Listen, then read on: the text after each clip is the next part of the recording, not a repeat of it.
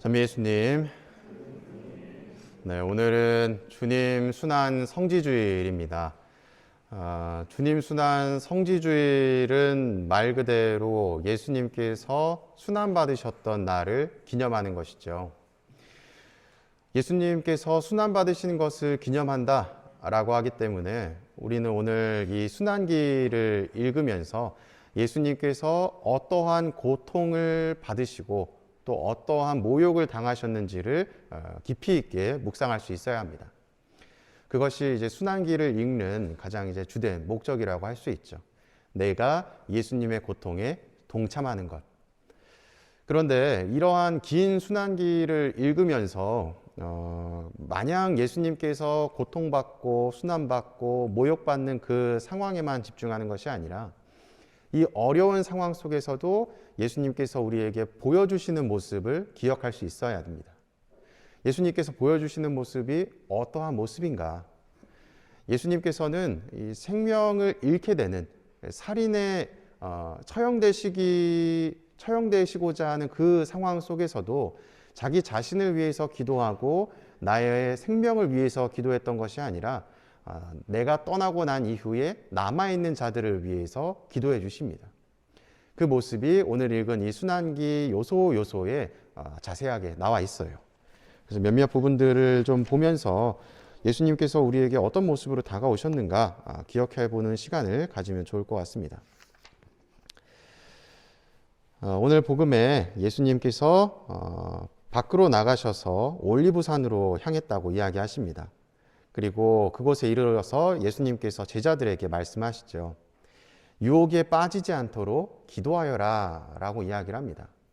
이 말씀 안에 담겨져 있는 것은 이제는 곧 내가 죽고 이 세상에서 떠날 때가 다가올 텐데 나 없이 남겨질 이 제자들이 안타까운 나머지 그들에게 당부의 말씀을 하시는 것이에요. 유혹에 빠지지 말고 온전히 하느님과 하나 될 수 있는 기도로서 응답할 수 있는 모습을 보여라 라는 것을 이야기해 주고 계시는 것이죠. 그리고 예수님께서는 혼자 따로 물러가셔서 무릎을 꿇고 이렇게 기도하셨다고 합니다. 아버지께서 원하시면 이 잔을 저에게서 거두어 주십시오. 그러나 제 뜻이 아니라 아버지의 뜻이 이루어지게 하십시오. 지금 내 목숨을 잃느냐 마느냐는 그 위험스러운 상황 속에서 나 자신을 살려달라는 기도를 하셨던 것이 아니라 누구를 위한 기도를 하셨나요? 하느님의 뜻이 이루어지기를 바라는 기도를 바치시고 계셨죠.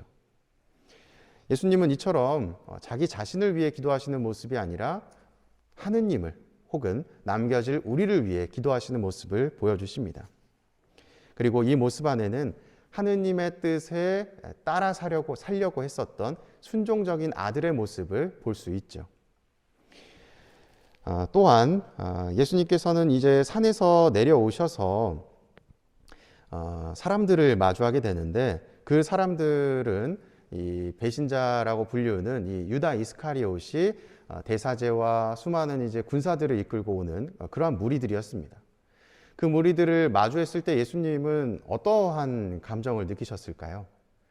이젠 정말 내가 죽을 위험에 놓였구나. 이제 정말 나는 십자가에 못 박혀 죽겠구나. 라는 것을 느끼셨겠죠. 군사들이 칼을 들고 왔고 수많은 무리들이 예수님을 당장이라도 죽일 것처럼 찾아왔던 그러한 위협스러운 상황이었던 겁니다. 그래서 예수님의 제자들도 칼을 뽑아서 그 위협에 대응하는 모습을 보였죠.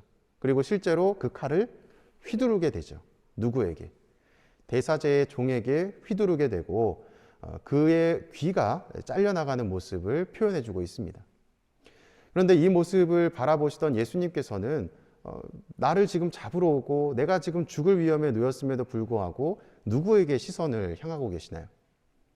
귀가 잘렸던 대사제의 종에게 시선이 향하고 있었던 겁니다.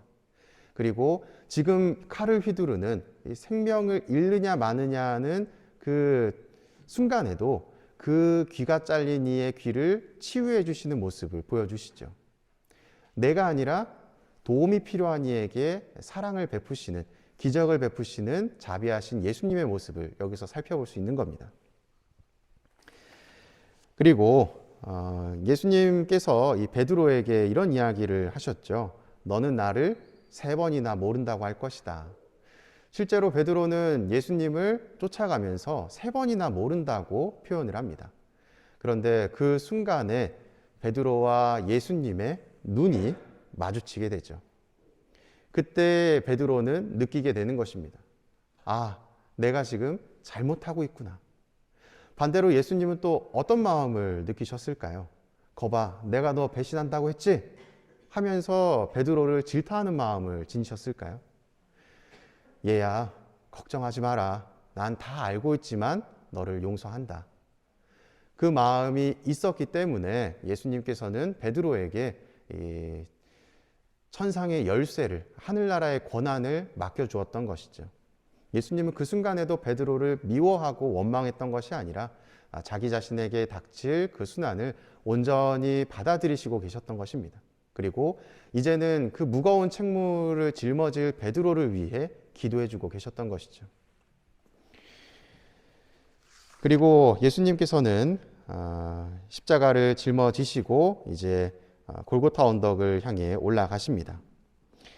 올라가시기 전에 이 빌라도 앞에서 이 바라바라고 하는 인물과 누구를 살려줄지에 관해서 이야기를 나누는 그러한 내용이 나오죠. 재판을 하는 내용이 나오게 됐는데 이때에도 예수님이 어떤 마음을 느끼셨을까 고민을 해보시면 예수님은 당신 자신을 위해서 사셨던 분이 아니라 오로지 유다인들의 구원을 위해서 사셨던 분이죠.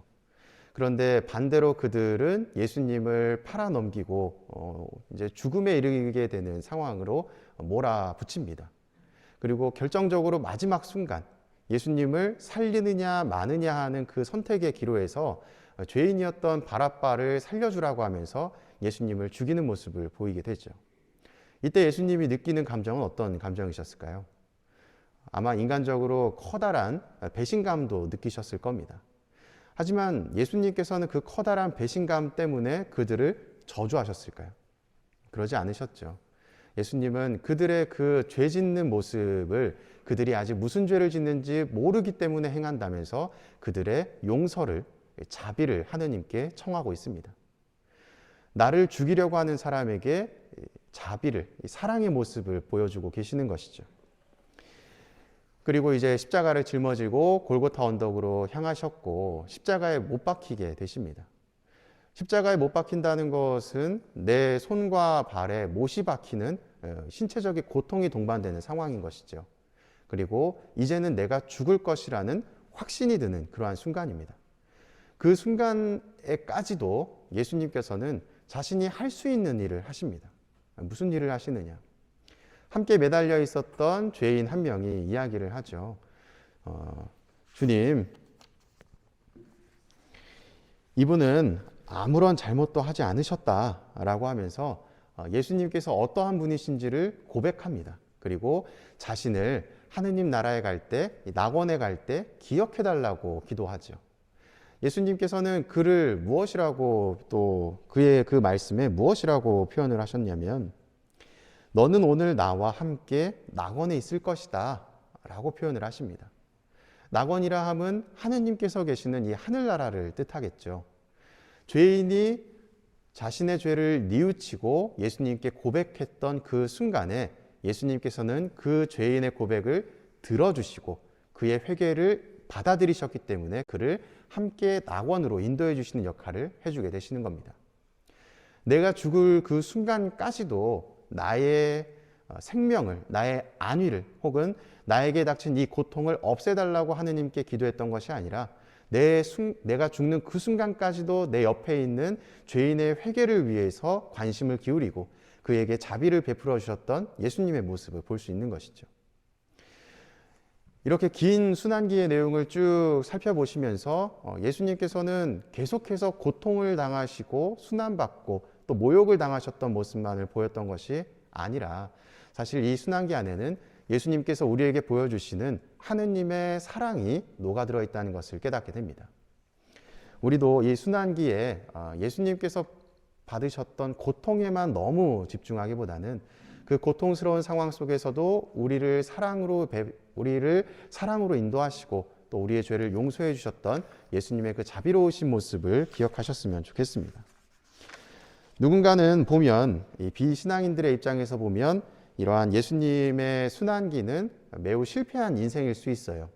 왜냐하면 무엇 하나 변화시키지 못한 것 같고 실제로 죽음으로 치닫게 되는 결과를 맞이했기 때문이죠.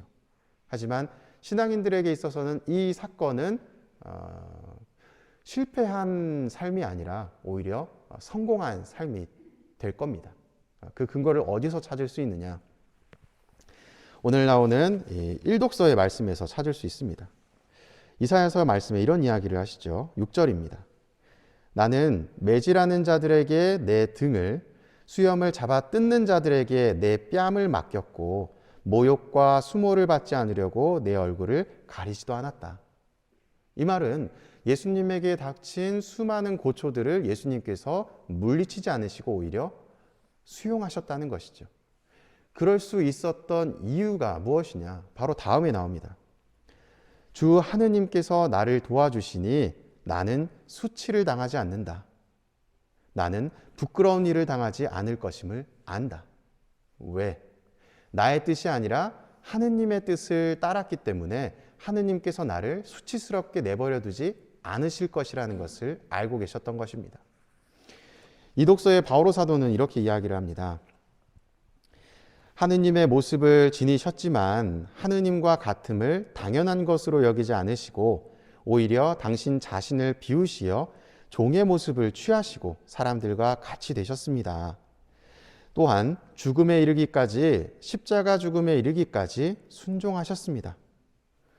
하느님의 뜻을 그대로 받아들이셨던 예수님의 삶을 바오로 사도는 이렇게 표현을 하고 있죠. 그리고 거기에 관해 이렇게 또 표현을 하면서 그분의 죽음이 의미 없는 죽음이 아니라는 것을 명확하게 밝혀주십니다. 하느님께서는 그분을 드높이 올리시고 모든 이름 위에 뛰어난 이름을 그분께 주셨습니다.